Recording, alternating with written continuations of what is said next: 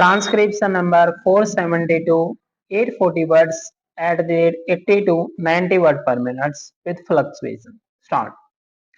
Madam, with regard to free and compulsory education, I would like to say that the states which are giving free education have not realized, and the center also has not realized that merely not charging fees does not mean giving free education. The cost of textbooks, the often changed textbooks, the cost of paper material, and the compulsion about using paper and pencil or paper and ball pen right from the primary stage, the cost of uniforms, the cost of in respect of games fees. All this comes to so much that the word about free education become a mockery. It is much better to say that the government is not giving free education. The same is the state of affairs about scholarships. I went to a district headquarters to find out what information could be passed on up to the village level about the various scholarships and facilities available right from the center to the state, and you would be surprised, madam, that the central district authority of the place or even the headquarters authority of the place is not at all aware that there are scholarships available not only to the sections of students which I do not want to repeat, but also to the children of the defense personnel and the children of the railway personnel. I can say here that one can almost challenge the education ministry to produce an overall picture within a week's time and show what the requirements of compulsory education in the whole country as far as funds are concerned and how much is being spent. I come to the point of lack of coordination.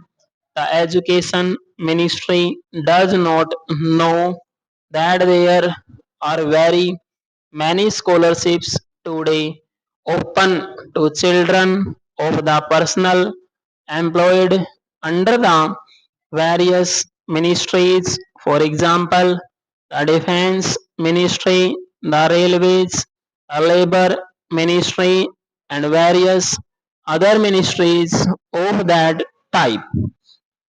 Only if all those resources are pulled together and a complete picture of educational expenditure is taken, will they be able to say what expenditure is being incurred, what facilities are available, and what scholarships are available. I would therefore like to say that it was very heartening to hear only this morning on Doordarshan that the Prime Minister had reiterated that there would be no reduction in the expenditure on health and education because these are very important organs of development of a nation.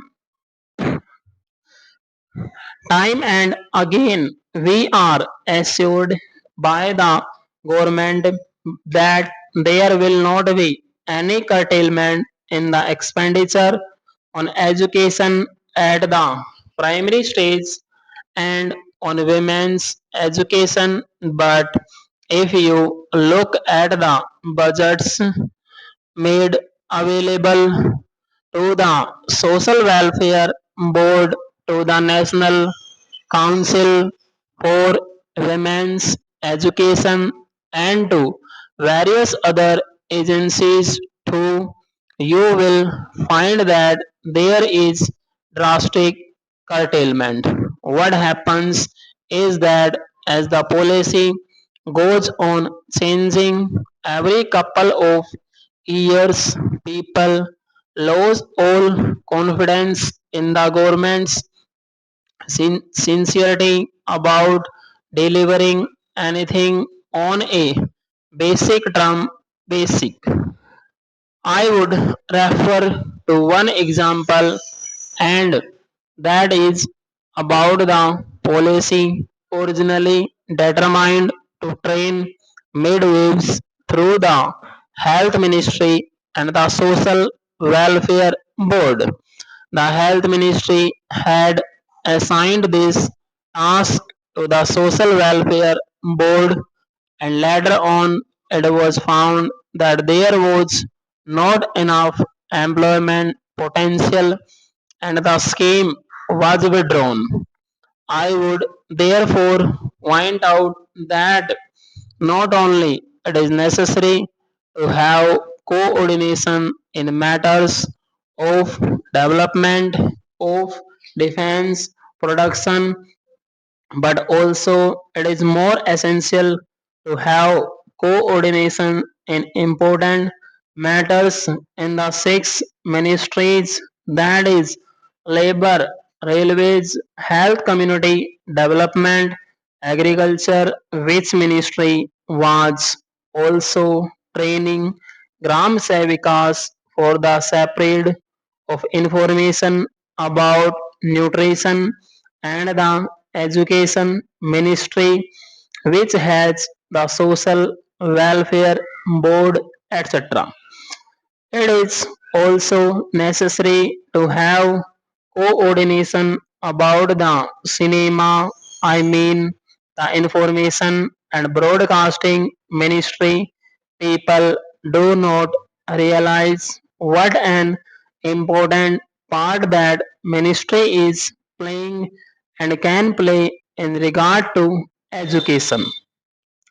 Also, that ministry does not know what havoc it is playing because it is very lenient about censorship, and for what?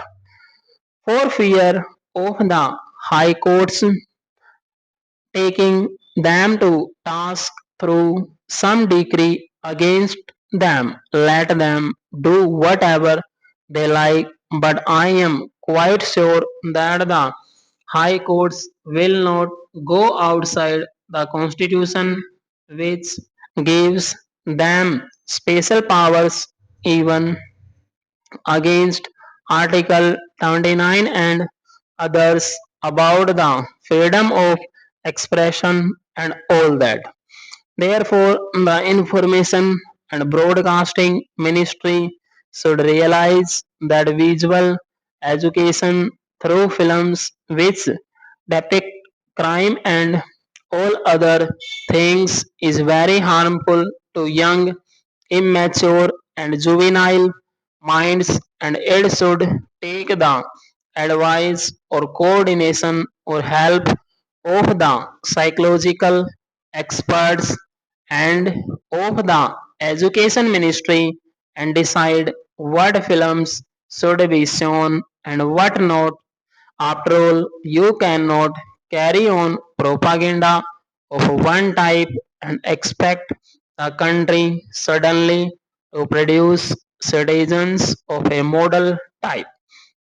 I would refer to another matter, and that is where also coordination is required. It is about the Ministry of Mines and Fuel and Commerce and Industry. Stop.